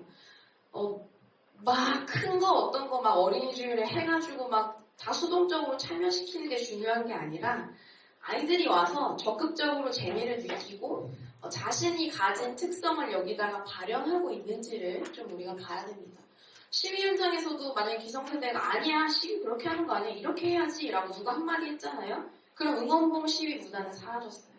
그렇듯이 교회 안에도 계속해서 재생산해낼 너무 좋은 프로그램 문화들이 많은데 그거를 막고 있지는 않은지 좀 돌아볼 수 있었으면 좋겠습니다. 약간 진지한 이야기인데요. 2000년 전 예수님 이 땅에 태어나서 불안전하고 불안한 이스라엘 상황 가운데 희망과 평화를 전했습니다. 말씀이 육신이 된 사건이죠. 그래서 말씀이 육신이 되어서 우리는 하나님의 사랑을 먹고 함께 만지고 느낄 수 있게 됐어요. 근데 그 방법은 우리가 생각하는 완전함과는 거리가 멉니다. 신이 인간이 됐다는 방법을 선택한 것 자체가 불완전이고요. 그리고 더 나아가서 그 예수는 이스라엘의 억압 상태를 전복시키지도 그리고 어떻게 손을 대지도 않았습니다. 대신에 가난한 자와 소외된 자들과 함께 먹고 함께 했고 병을 고쳤습니다. 교회도 이런 역할을 해야 되지 않을까 생각합니다. 불완전함 속에서 살아가는데 세상을 이겨야 돼. 이번 주도 세상에서 승리했습니까? 여러분 다 이겨야 합니다. 우울증 다 이기세요. 이런 메시지를 전한다기보다 함께 먹고 위로하고 소통하면서 평화가 이 사회에 임할 수 있도록 같이 계속 이야기를 공론장에서 할 수 있었으면 좋겠어요. 청년 세대가 가진 공통된 불안을 자꾸 부정적으로 예수 그리스도의 보혈로 이겨야지 왜 여기까지 가져왔냐가 아니라 같이 좀 그 불안의 경험을 좀 공유하고 더 나아가서 새로운 문화적 특징들을 우리가 우리 교회 안에서도 어떻게 만들 수 있을까? 우리 한국 사회에서 어떻게 만들 수 있을까를 함께 고민할 수 있었으면 좋겠습니다. 네, 발표 이상입니다. 한국교회 그 통계, 굉장히 중요한 통계들을 저희 이 시간에 셀렉션 해가지고 하는 시간인데, 우리 오케데이터 연구소 지현구 대표님, 가장 중요한 통계, 의미 있는 통계만 골라서 이번에 또 발표를 해주시겠습니다. 네. 안녕하세요. 통계를 보는 이공의 한국교회 이렇게 해서 한 15분 정도 말씀드리겠습니다. 보시면은 일단 먼저 현상들, 이게 그 트렌드라고 하지만 한번 올해 그 현상이 올해까지만 없어지고 내년에는 또 새로운 현상이 생기지 않습니까? 계속 연결되니까. 그러니까 올해 들어서 이제 저희가 파악한 현상들이 한국교회 관련해서 현상들이 좀 생겼는데 내년에도 계속 지속될 것이고 발전돼서 지속되고 활용될 수 있겠지만 어쨌든 올해 한 해 현상들을 한번 보겠습니다. 탈족의 현상이 지속된다. 그러니까 이건 그 파란색이 무정교인 비율이죠. 이게 한국 기업들이 다른데 2023년도 지난해 저희 연구소에 직접 본 거고요. 보시면 파란색이 지금 무정교인들이 지금 12년도에 44%고 23년도에 62%니까 한 10년 사이에 무정교인이 20% 가까이 올랐어요. 그러니까 지금 저 우상향으로 올라가는 속도가 굉장히 빠른데 그 정도로 지금 한국 사회가 탈북 속도가 지금 빠르다. 그러니까 현상이 그래서 내년도도 이 탈족의 현상이 좀 지속될 텐데 내년에 드디어 이제 그 인구 센서스 조사에서 종교조사가 있게 돼요. 그래서 내년 데이터가 내년에 이제 조사하게 되면 내후년 12월 달에 발표가 돼요. 그래서 그 데이터가 주는 거고요. 지금 그 여론조사 베이스로 보면 탈북의 현상이 좀 급속하게 이루어지고 있다 이런 현상을 보여주고 있고 이러다 보니까 종교인들이 주니까 각 종교별로 지금 다들 그 하락세가 있는데 특히 데이터로 보면 카톨릭은 그렇게 많이 줄진 않았고요.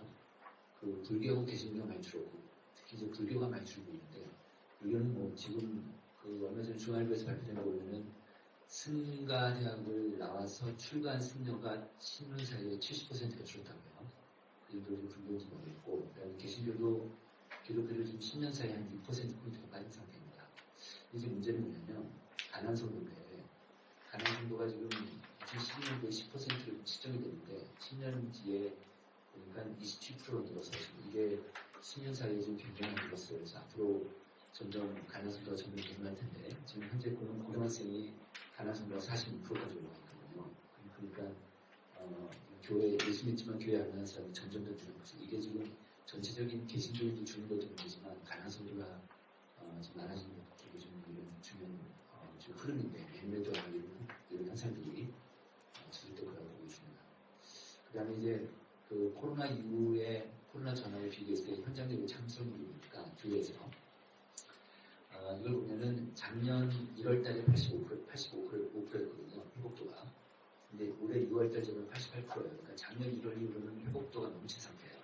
그러니까 더 이상 회복이 안 되고 있어서 이게 무슨 얘기냐면 이제 그 코로나 전환 후하고 한 5년 사이에 지금 교인 수는 줄은 거죠. 그게 지금 나오는 건데 교회 학교는 어른이 88% 회복이 되고 교회 학교는 80% 회복이 되는데 지금 이 상태를 보면 내년에도 그렇게 80% 정도에서 좀 멈춰있겠다. 이런 생각이 또 하나의 그 특징 중에 하나는 이 지금 주일 예배 때 오는 사람들 회복도가 지금 멈춰있는 것처럼 지금 교회 안에 주요 사역들 있잖아요. 뭐 성경뿐만 이제 전도한다든지 그 제자 훈련하는 거, 그다음에 구제 사업하는 거 이런 것들이 코로나 전하고 지금 한국 교회 한 80%가 회복이 안 됐어요. 자, 이게 무슨 얘기냐면 그 교인들이 주는 걸 우리가 이해하는데 문제는 뭐냐면 사역도 회복이 안 된 거예요. 사역 액티비티가 회복이 안 되는데 이것도 마찬가지로 지금 오히려 작년보다 오히려 더 떨어졌어요. 사역 회복도가. 그런 상태에서 내년도도 사역이 더 회복되지 않겠다고 볼 것 같습니다. 또 하나는 뭐냐면 이렇게 이제 사역이 회복이 안 되면 기본적으로 교인들의 신앙이 떨어지게 돼 있어요. 한국 교인들은 교회에서 신앙생활이 다르기 때문에 일터 신앙이나 뭐 가정 신앙이 그렇게 많지 않으니까 교회에서 봉사활동하고 교회에서 친견하는 거, 교회 성경 공부하고 소그룹하고 이런 것들이 자기 신앙을 더 지탱해 주는 건데 교회 사역이 떨어지니까 액티비티가 떨어지니까 본인들의 신앙도 떨어지는데 그게 작년 5월까지는 그 현상이 맞아 떨어졌는데 올해 바뀌었어요. 이게 올해 들어서 가장 큰 현상 중에 하나인데요. 그 맨 아래 보시면 그 아래에서 두 번째 보시면 작년 5월달은 코로나 전보다 자기 신앙이 약해진 사람이 29고 기본인 사람이 18이었어요. 그런데 올해는 보니까 맨 아래 보시면 약해진 사람이 18이고 기본인 사람이 26이에요. 이거 완전 역전됐잖아요.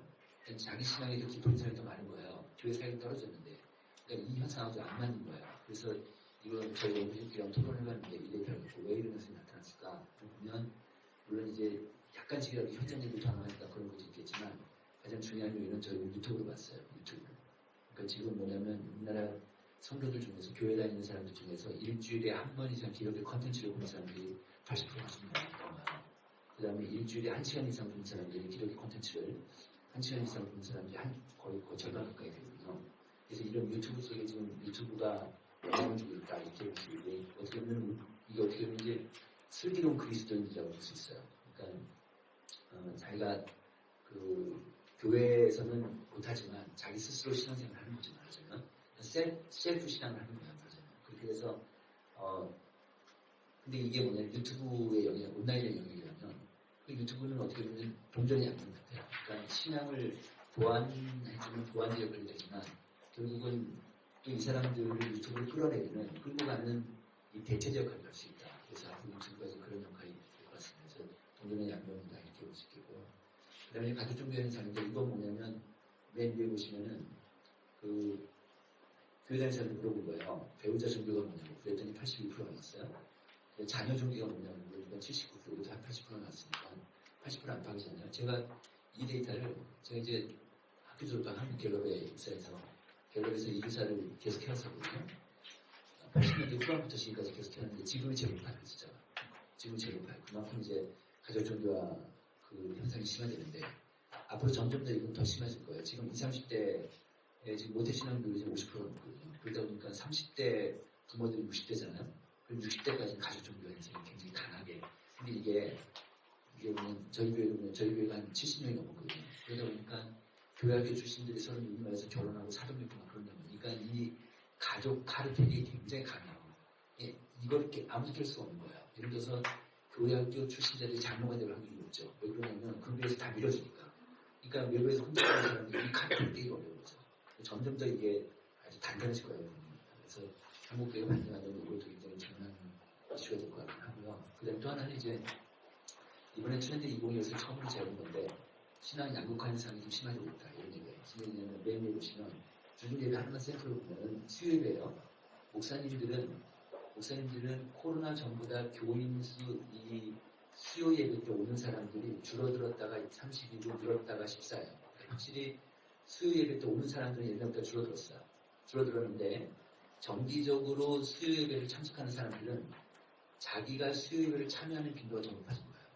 그게 32%고 줄어든다는 11%니까 이게 무슨 얘기냐면 그러니까 가운데 사람들은 점점 지금 우리나라 지금 저희 연구소에서 그 측정한 바로는 지금 명목상 그리스도인들 소위 해서 지금 그 교회는 다니지만 전혀 신앙생활 안 하는 사람들 있잖아요. 이런 사람들이 40%까지 오르거든요. 이런 사람이 점점 더 많아질 거예요.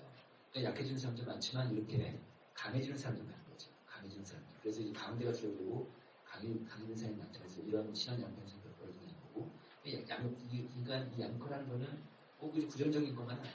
그러니까 강해지는 사람들이 특히 이제 신앙적으로 강해지는 사람 특징이 뭐냐니까 코로나 전보다 지역사회 봉사를 더 많이 해요. 근데 코로나 전보다 소굴을 더 많이 활동하고 있어요.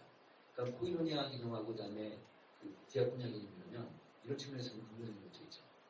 그 다음에 이제 또 하나는 뭐 미디어 영향이 점점 커진다는 거예요. 여기 보시면은 10년 사이에 어떻게 성도들의 생각이 어떻게 바뀌었는지 아까 그 이반젤리즘 얘기하셨지만 저희가 이번 트렌드 2020의 첫 번째 주제가 이반젤리즘인데 그 이반젤리즘을 그 주제를 정한 근거 데이터가 있는 거였어요. 이게 뭐냐면 10년 사이에 그 교인들한테 물어봤죠. 신앙성장의 교인들이 무엇입니까? 물어봤더니 10년 전에는 출석교 예배하고 목사님 설교가 압도적으로 높았잖아요. 94인데 10년 뒤에 딱 재보니까 그게 떨어진 거예요. 그러니까 거의 절반 이하로 떨어졌어요. 그러니까 지금 시대는 교인들이 목사님의 설교라든지 아니면 예배에 대한 의존도가 떨어지는 거죠. 이게 확연하게 떨어지고 있어요. 아마 이게 점점 더 내년에도 점점 그럴 거예요. 그러면 그만큼 떨어져서 다르게 올 거 아니에요? 다르게 뭐가 올라가면 가족 변수가 올랐어요. 가족 변수가 그만큼 가족 종교가 심해지니까 가족에 요즘은 부모가 교회 다니면 애들도 교회 다니고 부모가 교회 안 다니면 애들도 교회 안 다니니까 부모가 신앙이 좀 애들도 신앙이 좀 부모가 신앙이 안 좋고 애들도 신앙이 안 좋고 이 정도로 가족에 단단하게 묶여 있으니까 이 가족 변수가 올라간 거예요. 또 하나는 뭐냐면 미디어 변수다. 미디어 1에서 10이다. 그러니까 미디어 이게 뭐 워낙 강하니까. 그러니까 아까도 말씀드렸지만은 미디어 통해서 이제 자기 신앙의 도움을 받고 있으니까 이런 식으로 되고 있으니까 이런 것도 높은데 그러면 앞으로 10년 뒤가 어떻게 될까요? 지금 만약에 이제 앞으로 10년 뒤 가면은 이 그래프 똑같이 그린다면 어떻게 될까요? 그러면 끔찍한 결과가 나올 수도 있어요. 미디어가 2가 되고요. 가족이 두 번째가 되고 이제 예배하고 설교가 세 번째가 될 수도 있어요. 자, 그렇게 지금 시대적인 흐름이 있다. 그리고 내년에는 이제 미디어 영향도가 더 커질 건데 이유는 뭐냐면 성도들한테 그 앞으로 유튜브, 기독교 유튜브를 더 보겠습니까? 덜 보겠습니까? 더 보겠다는 사람들이 압도적으로 많아요. 그런 거 보면 기독교 유튜브 수요는 점점 늘어날 것이고 근데 또 하나 뭐냐면 가난 성도들이요. 가난 성도들이 옛날에 유튜브가 별로 없을 때는 신앙생활 전혀 안 했거든요. 근데 지금은 뭐냐면 가난 성도들이 한 30% 정도가 일주일에 한 번은 기독교 유튜브를 보는 거예요. 그러니까 가난 성도들은 나름대로 신앙생활을 하는 거거든요. 그 얘기 뭐냐면 지금 교회 다니는 사람 중에 교회 소속감이 없고 충성도 없는 사람들이 대거 이쪽으로 빠지고 있다는 거죠. 그렇게 의사가 될 수 있습니다. 답변은 뭐냐면 지금 이게 지금 인구를 볼 건데 영유아하고 초중고 인구수가 앞으로 10년 사이에 30%가 주는 걸로 나왔어요. 앞으로 10년 사이에 30%가 주는데 여기 보시면 오른쪽 표 보시면 초등학생은 앞으로 10년 사이에 47%가 줄어요.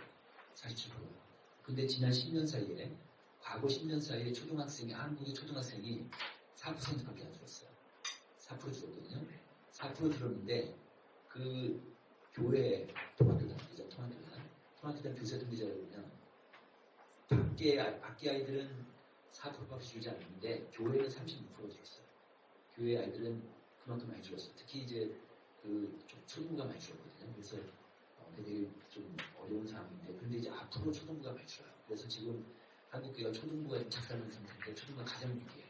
지금 그렇게 보면은 여기서도 보면 이제 교회 밖에 이유가 교회 밖에 초등학교 애들이 지금 47%가 지금 중학교들도 한 30%가 주는데 얘네들이 이제 교회에서 대급하지 거예요.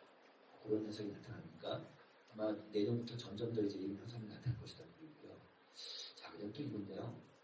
KWN 아시잖아요. 그 한국 세계 선교협회에서 매년마다 해외 선교사들 그 인구 그 선교사들 인원하고 연령별 분포를 발표를 해요. 그 데이터인데요. 지금 현재 우리나라 선교사에 나가 있는 분들이 2만 1,000명 정도 됩니다. 그런데 여기서 보시면 비율을 보니까 2018년도에는 50대가 34%고 60대 이상이 17%니까 51% 정도가 50대 이상 선교사입니다. 그런데 2023년도 5년 뒤에 보니까 4년 뒤에 보니까 50대가 39고 60대가 29니까 68이죠? 68. 그러니까 이 4년 사이에 51에서 68이 된 거예요. 그러니까 거의 70% 지금 현재는 50대 이상이 지금 해외 선교사 중에서 지금 10명 중에 7명이 그 해외 선교사인데 얼마 전에 제가 그 성경국 하시잖아요. 성경 대표를 했어요. 이분이 그런 얘기를 하신 거예요. 모 기업인이 그 선교사 젊은 30, 40대, 20, 30대 선교사들 지원을 받으면 3년인가 5년 동안은 전 풀로 그 지원해주는 그런 프로젝트를 한 거예요. 그래가지고 이제 지원자를 받아서 심사해서 몇 사람을 뽑으려고 했는데 몇백 명 모자랐지. 근데 20, 30명밖에 안 한대요. 그리고 지원을 하는 거예요. 그러니까 그 정도로 좀 선교사 지원자들이 있는데 그 얘기는 뭐냐면 맨 아래 보세요. 지금 10명 중에 7명 정도가 지금 50대 이상인데 앞으로 20년 이분들 다 은퇴하시잖아요. 이분들 은퇴하시니까 그러면 거의 반토막 이상 날 것이다. 앞으로 20년 뒤만 하고 절반 정도, 그러니까 30% 정도는 더 빠질 거라고. 그러니까 앞으로 급속하게 해외 선교사들이 줄 것이다. 이렇게 돼서 이제 선교 정책이 바뀌어야 된다. 선교 정책이 바뀌어야 되는데 또 하나 팁을 하나 이번에 조사해 보니까 지금 나가 있는 해외 선교사들 중에서 이제 임기 마치고 이제 한국에 들어오실 분 계시잖아요. 그분들이 한국에 가서 뭐 하시려고 물어보니까 80%가 좀 넘게 이주민 선교하셔야 돼요. 자기가 지금 나가 있는 그 나라. 그래서 앞으로 한국에서 이제 이주민 선교가 굉장히 좀 어떻게 보면 부상하는 선교가 되겠죠. 그렇게 되겠습니다. 자, 이번에는 이제 지금까지 현상에 대해서 좀 말씀드렸고, 자, 이제는 변화나 발전이 확대되는 게 뭘까? 한국의 전체적으로. 그걸 제가 데이터를 보면서 정리를 해볼까요? 보면, 자, 희망의 메시지가 있어요. 다시 시작한다. 왼쪽 그래프 보시면, 목사님들한테 물어본 거예요. 앞으로 출석 비수가 어떻게 될 것 같습니까? 물어봤더니, 작년 5월 달에는 감사할 것 같다는 목사님들이 27%였어요. 그러니까 코로나 때 뚝 떨어졌잖아요. 근데 더 떨어질 거라고 보는 목사님들이 27%였어요. 자기네가. 근데 올해 재보니까, 딱 1년 뒤에 재보니까 올해 그 감사할 것 같다는 비율이 27에서 10으로 뚝 떨어진 거예요. 그 다음에 이제 비슷할 거나 또는 이제 앞으로 늘 거야. 이런 비율이 뭐 거의 90%가 되니까 그 왼쪽 그래프 아래를 보면은 이제 실험적인 데이터라고 볼 수 있어요. 이제는 뭐 중국 사람은 그러니까 좀 감소될 교회는 그렇게 많지 않고 이제 앞으로는 이제 비슷하든지 점점 나가고 괜찮을 거야.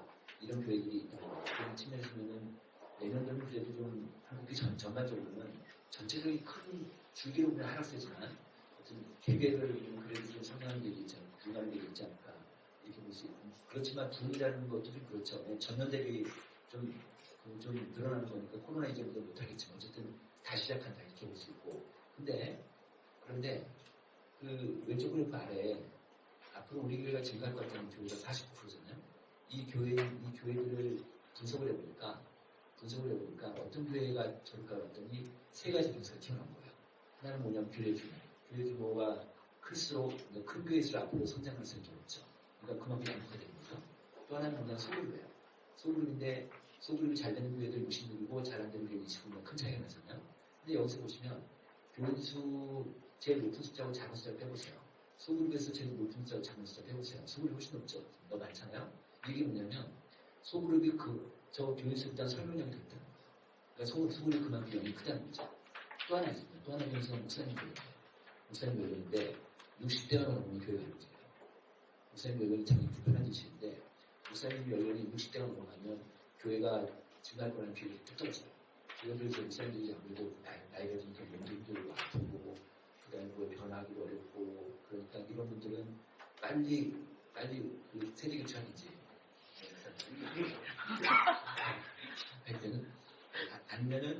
아니면 교회를 시스템으로 움직이는 거죠. 그러니까 부교육자라든지 아니면 평신도한테 권한을 잘하셔서 교회를 해주십니다. 그다음 3040 사역이 점점 더 활성화될 것 같습니다. 이건 분명할 것 같아요. 이 코로나 이후에 3040들이 되게 좀 이탈이 많았는데 그래서 이걸 이동식으로 각 교회마다 3040들을 별도로 모아서 소그룹을 하는데 교구를 만들어 자기네끼리 하니까 자기네끼리 노름을 만드니까 3040이 잘 되는 교회들이 정말 도처에서 많이 생기고 있거든요.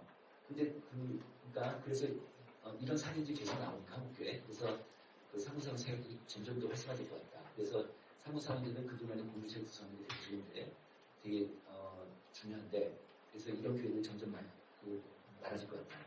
이렇게 볼 수 있고요. 그다음에 저는 이게 좀 가장 중요할 것 같긴 한데요.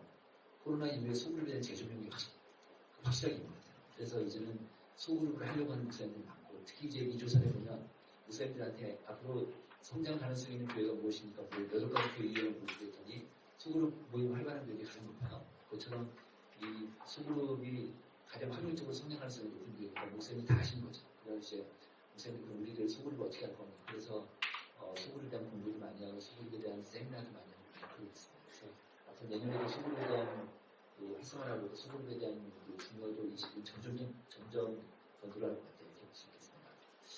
또 하나는 지금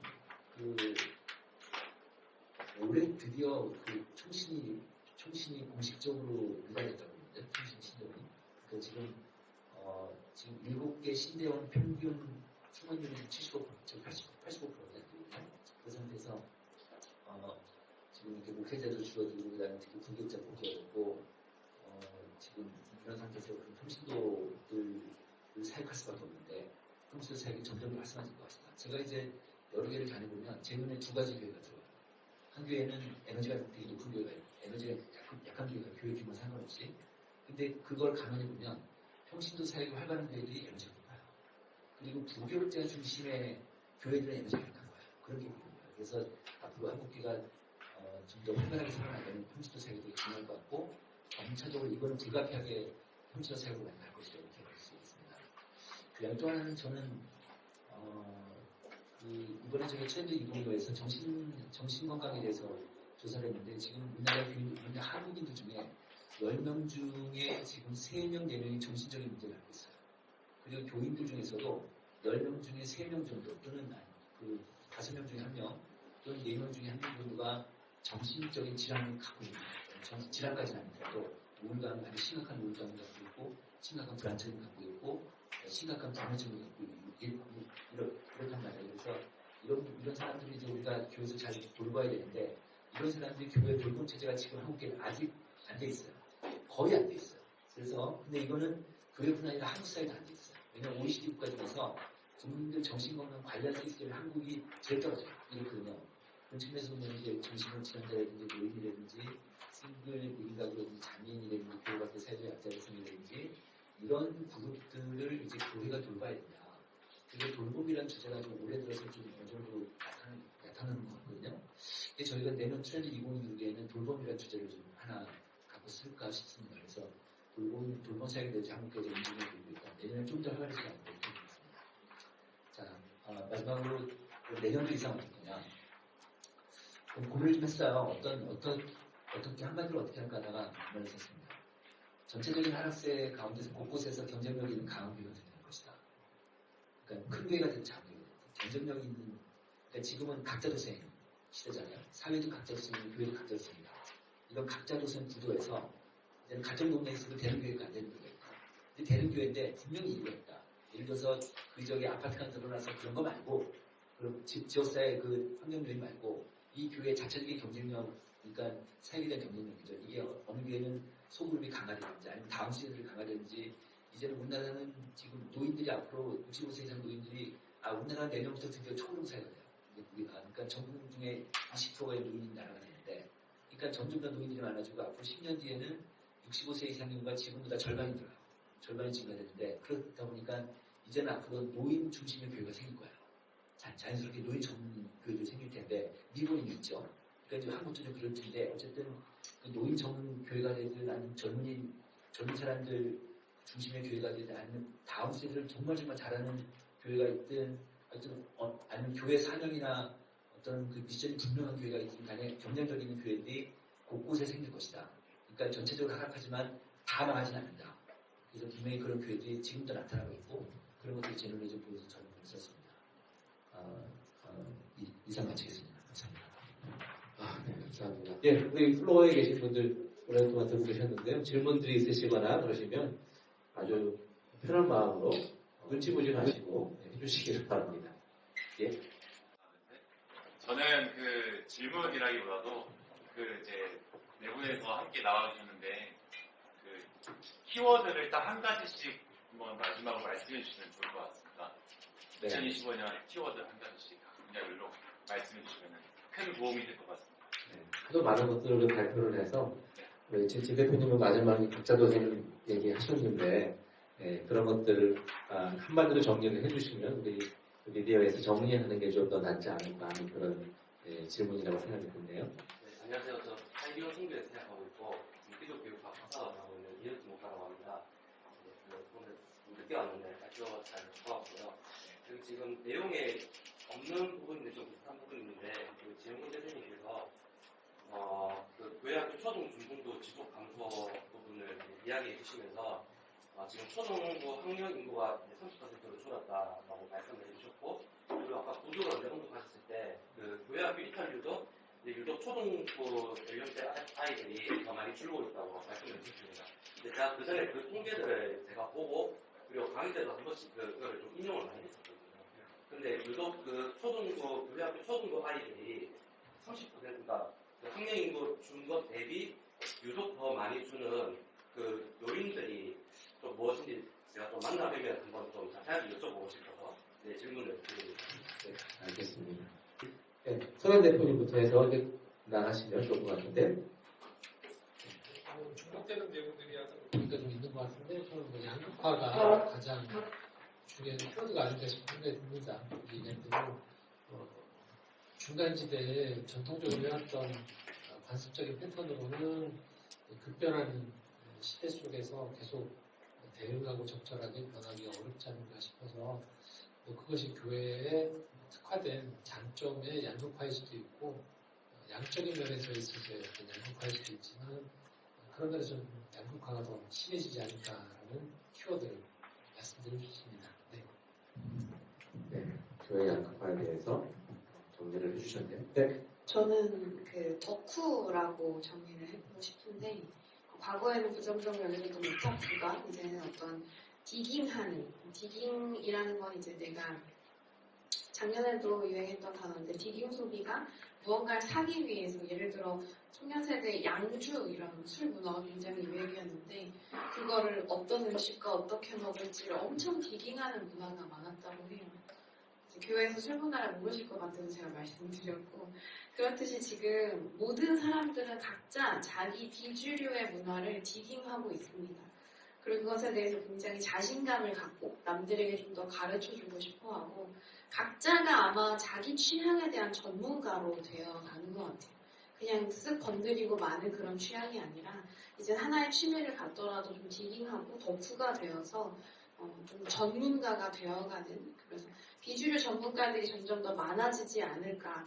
한국교회는 그거에 대해서 좀 개방성과 다양성으로 좀 포용하고 그들이 어떤 것에 관심하는지 왜냐면 비주류가 점점 들어간다는 건 신앙의 양태나 색깔도 굉장히 달라진다는 거거든요.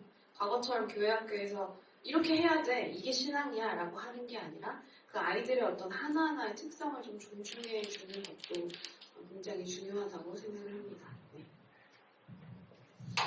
네, 저는 아까 발표할 때도 말씀드렸지만 극소화 현상이 더 심해질 거라고 생각해요. 미디어 영역에서는 그 미디어라는 키워드가 가진 특성은 효율성이기 때문에 이 이전에 오래 걸리고 또 많은 에너지를 소모했던 부분들이 인공지능이나 디지털 플랫폼을 통해서 많이 해소가 되면 결국에는 그 남는 잉여의 시간들을 어떻게 더 성도들과 소통하고 또 더 본질적인 사역을 위해서 쏟는가의 역량의 차이가 교회의 생태계에 많은 변화를 가져올 것이라고 생각합니다.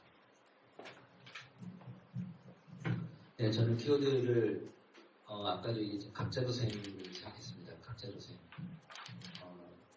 우리가 뭐 일반 사회학자들이 일반 사회 한국 사회가 각자도생 아무도 안 되어준다는 건데 교회도 그런 시대가 됐다. 그리고 아까도 말씀드렸지만 되는 교회가 있고 안 되는 교회가 있다. 안 되는 교회는 스스로 고립될 것이다. 고립될 것이다. 외로울 것이다. 일단 하나의 사람으로 봐도 고립되면 외로우니까 이제는 어떻게 몸부림쳐도 안 되는 교회가 있을 수 있고 또 되는 교회가 있을 수 있는데 근데 여러 가지 이유도 있죠. 저희 연구소가 하는 일은 되는 교회가 되기 위해서 어떻게 하면 되는지 하우티에 대한 것을 계속해서 말씀드리고 또 데이터로 말씀드리고 그런 거예요. 그래서 예를 들어서 아까 이 소그룹 문제라든지 여러 가지 그다음에 전 교인들이 한 곳을 바라볼 수 있는 얼라이먼트가 된다는 구별이 될 거야. 그런 식으로 여러 가지 뭐들이 있겠지만 어쨌든 각자 도생에서 살아나는 교회가 있다. 그리고 살아나기 위해서 어떻게 될 건가 이런 것들은 각 교회들이 정말 고민도 많이 하시고 목사들이 가장 중요한 목회자들이니까 목회자들이 모두를 지시고 또 고민해보시고 그래야 되지 않겠냐는 생각이 들었습니다.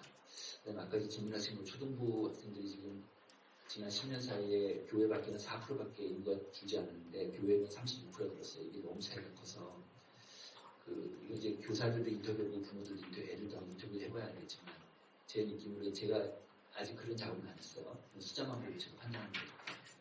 제가 유추할 수 있는 거는 초등학교 아이들의 가만 생각해 보니까 얘네들이 무슨 책임, 얘네들이 무슨 잘못이 있겠어요. 얘네들은 부모가 가르쳐서 가는 걸 텐데. 그럴 테니까 이들의 초등학생의 부모들이 결국 30대, 40대잖아요. 근데 우리나라 전 세대 중에서 신앙이 30, 40대가 제일 떨어져 있어요. 제일 약해 특히 30대가 떨어져 있거든요.